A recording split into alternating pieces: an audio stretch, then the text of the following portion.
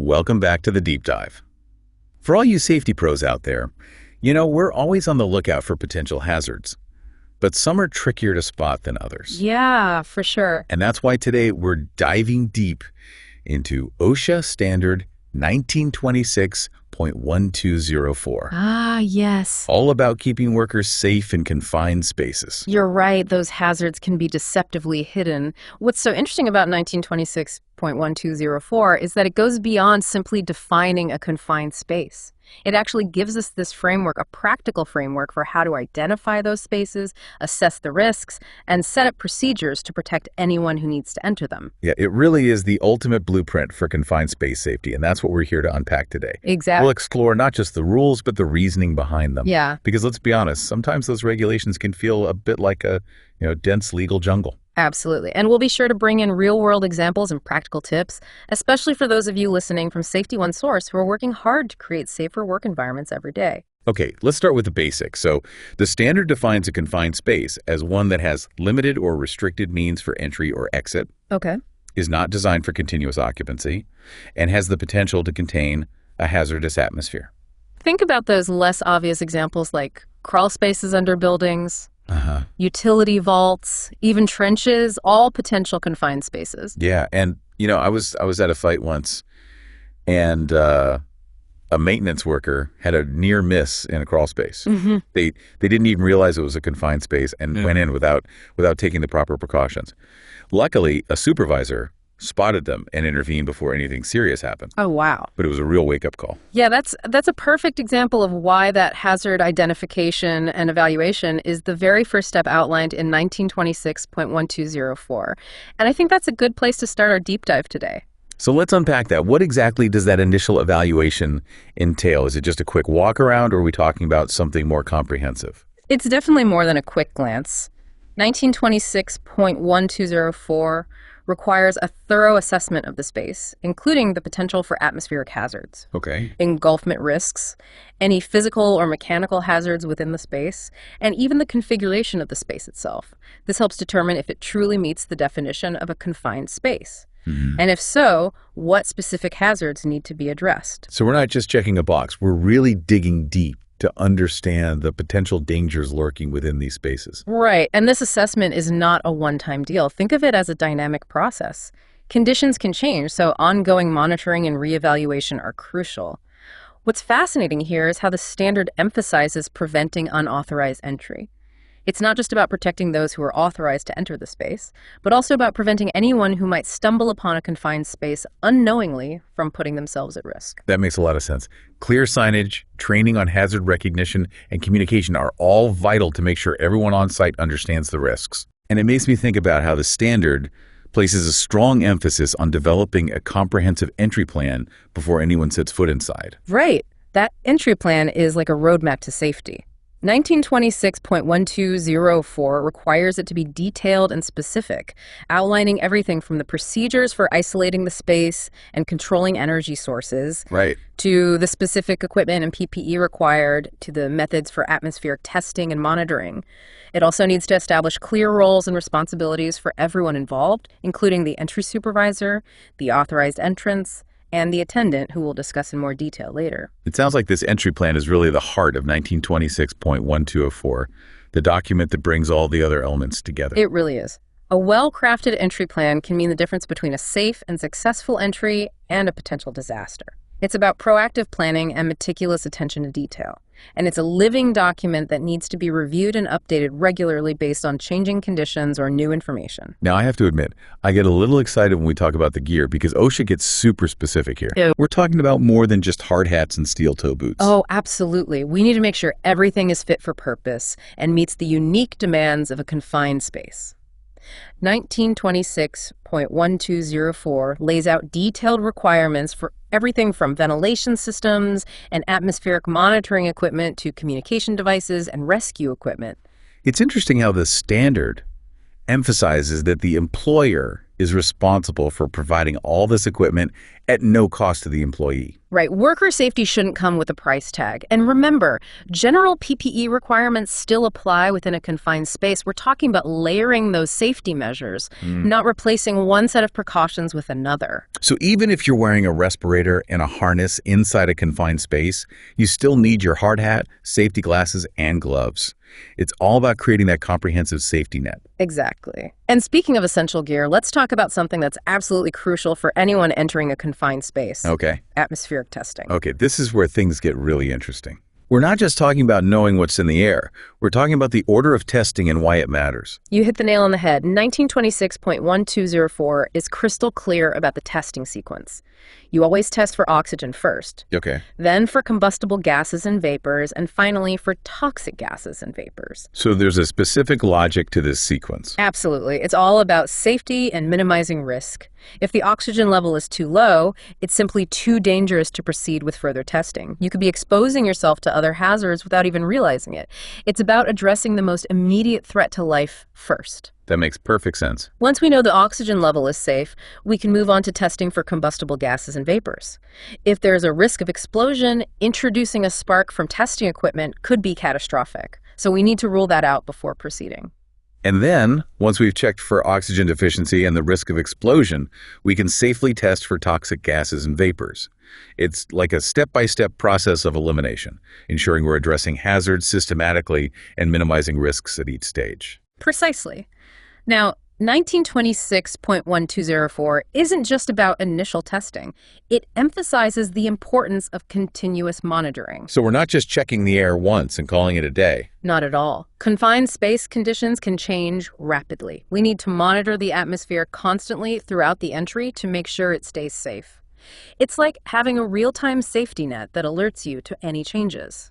Think of it as a dynamic process, constantly adapting to the conditions inside the space. But wait, isn't there an exception to that continuous monitoring rule? You're right. There are specific situations where periodic monitoring might be permissible. Okay.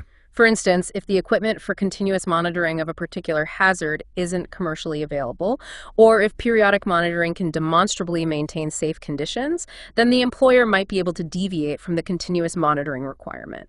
But this should be carefully considered and documented, and the frequency of periodic monitoring has to be sufficient to ensure worker safety. So continuous monitoring is definitely the gold standard. Periodic monitoring is only acceptable in very specific circumstances and with proper justification. It sounds like a lot of responsibility rests on the shoulders of the entry supervisor and the attendant. Absolutely. The entry supervisor and the attendant play crucial roles in ensuring a safe, confined space entry. And speaking of the attendant, they're the unsung heroes of confined space work. Imagine you're the attendant stationed outside that space, monitoring conditions, keeping a watchful eye on the entrance. You're their lifeline to the outside world. Yeah, it's a huge responsibility. 1926.1204 touches on the attendant's duties, but for the full picture, we need to dive into 1926.1209 as well. What are some of the key responsibilities that stand out to you? Well, the attendant is responsible for knowing the hazards involved, Right. understanding the entry plan, and maintaining constant communication with the entrance. They need to be alert for any signs of trouble and be ready to initiate emergency procedures if needed. It's almost like being a guardian angel watching over those inside. And things can get even more challenging when you have one attendant responsible for multiple confined spaces. You're right, that adds another layer of complexity. In those situations, 1926.1204 requires the employer to establish procedures to ensure the attendant can effectively monitor and respond to each space without compromising safety. So clear communication, a well-defined system for monitoring, and the ability to prioritize tasks are essential for multi-space attendants. It's a good reminder to consider the specific challenges and potential blind spots that come with that type of setup. Now let's shift gears a bit and talk about the part that no one wants to think about, but we have to. What happens if something goes wrong inside that confined space? This is where having a robust rescue plan becomes absolutely critical. 1926.1204 is very clear about the need for a pre-planned rescue procedure, and it goes beyond just having a plan on paper. Right. It's about training resources and preparation for the unthinkable. What are some key elements that our listeners from Safety One Source should keep in mind? First, the rescue team needs to be properly trained and equipped to handle confined space emergencies. Okay. They need to know the space, the hazards, and the procedures for safe entry and extraction. Second, the plan needs to account for different scenarios. What if the initial non-entry rescue attempt fails? Right. Do you have the resources and personnel for a safe entry rescue? We need to be realistic and anticipate potential challenges. What about those situations where well-intentioned bystanders try to help? That's a huge risk. Unauthorized personnel attempting a rescue can endanger themselves and complicate the efforts of trained responders. Clear communication, controlled access, and a well-rehearsed plan are crucial for preventing this. Remember, confined space rescue is a highly specialized operation. It's not something you want to improvise on the fly. So we've covered the hazards, the gear, the people, the plans. Now it's all about putting it into action. And that's where the permit system comes in. 1926.1204 requires a formal process for issuing, using, and canceling entry permits. The permit acts as a final checkpoint, ensuring that all the necessary steps have been taken and everyone is on the same page before entering the confined space.